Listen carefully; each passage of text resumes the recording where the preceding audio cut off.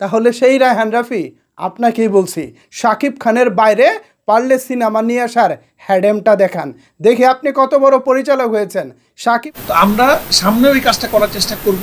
কিছু যদি সমালোচনা হয় তার মধ্যে কিছু যায় আসে না, কারণ আমার দর্শকদের সমালোচনায় তাণ্ডবের পরিচালক রায়হান রাফির নাকি কিছুই যায় আসে না। জনাব রায়হান রাফি, আপনার প্রতি সম্মান রেখেই বলছি, দর্শকদের অধিকার আছে আপনার কাজ নিয়ে সমালোচনা করার।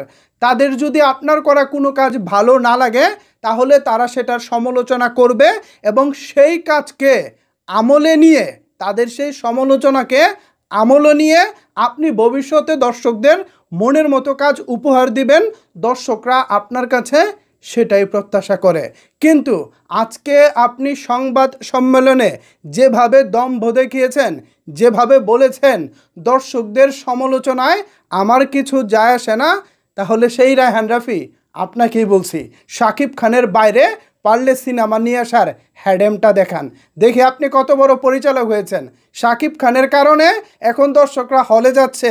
তাণ্ডব যে কি বানিয়েছেন সেটা দর্শকরাও ভালো করেই জানে।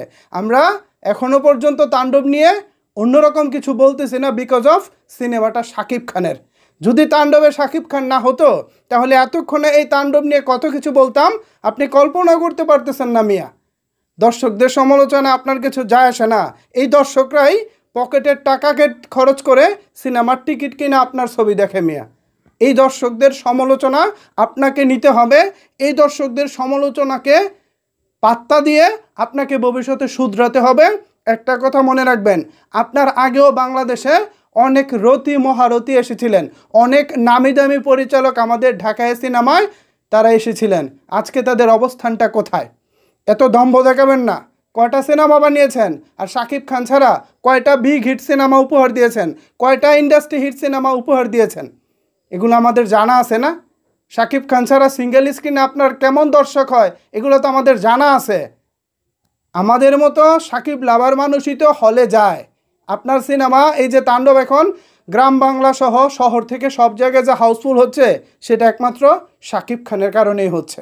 আপনি রায়হান রাফি একেবারে অপরিহার্য হয়ে গেছেন, দর্শকদের সমালোচনা আপনার কিছু যায় আসে না। তাহলে সিনেমাটা বানান কার জন্য মিয়া? সিনেমাটা কার জন্য বানান? ওই দর্শকদের জন্যই তো বানান। তো তাদের সমালোচনা যদি আপনার কিছু না আসা যায় তাহলে ভাই তাদের জন্য সিনেমা বানাবেন না। তারা পকেটের টাকা খরচ করে সিনেমা দেখে, প্রত্যেকটা সিনেমার ভালো মন্দ নিয়ে কথা বলার অধিকার তাদের আছে।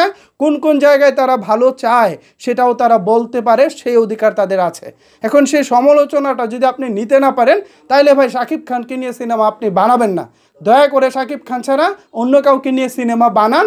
আর এভাবে পারলে তুফানের মতো ব্যবসা এনে দেন, পারলে তাণ্ডবের মতো ব্যবসা করে দেখেন মিয়া, দেখি কত বড় পরিচালক হয়ে গেছেন। দর্শকের সমালোচনায় কিছু যায় আসে না। আরে আমরা দর্শকরা ছবি দেখি বলেই তুমি আপনারা পরিচালক হতে পারেন, আপনারা এত বড় বড় কথা বলতে পারেন। দয়া করে দর্শকদেরকে নিয়ে এরকম বিরূপ মন্তব্য করবেন না। আপনার এই মন্তব্য আমার খুব একটা ভালো লাগেনি। আশা করি দর্শক যারা আমার এই ভিডিও দেখতেছেন তাদেরও ভালো লাগবো না। এ ধরনের মন্তব্য করবেন না। দর্শকদের কাছে সরি বলবেন, দর্শকদের কাছে সবসময় বিনয়ী থাকবেন। যাদের ভালো লাগেনি তাদের কিভাবে ভালো লাগবে সেভাবে কাজ করুন। কেন তাদের ভালো লাগেনি সে কথা শুনুন। সবাইকে যেন আপনি ভালো কাজ দিতে পারেন সেই চেষ্টাটুকু করুন। কিন্তু আপনি বলতেছেন সমালোচনায় কিছু যায় আসে না। এটা কোনো ভালো পরিচালকের কাজ হতে পারে না, এটা কোনো ভালো পরিচালকের কথা হতে পারে না। ভিউয়ার্স, আজকে কথায় কথায় সংবাদ সম্মেলনে রায়হান রাফি বলেছেন যারা সমালোচনা করতেছে বা দর্শক যারা আছেন তাদের সমালোচনায় নাকি রায়হান রাফির কিছু যায় আসে না।